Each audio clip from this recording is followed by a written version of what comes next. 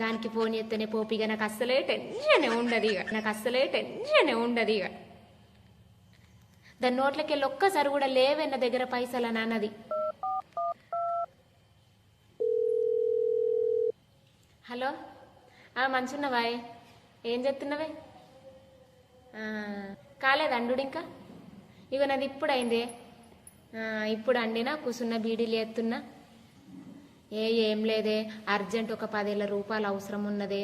ఇక నీ దగ్గర ఉన్నాయేమో అని ఫోన్ చేసినే. ఇయ్యుగన్నే ఒక 10,000 రూపాయలు లేవా? దాని నోట్లకి వెళ్ళి ఒక్కసారి కూడా లేవే నా దగ్గర పైసలు అని అన్నది. నేను ఎంత ఆశ పెట్టుకున్నా నిన్ను విత్తవని.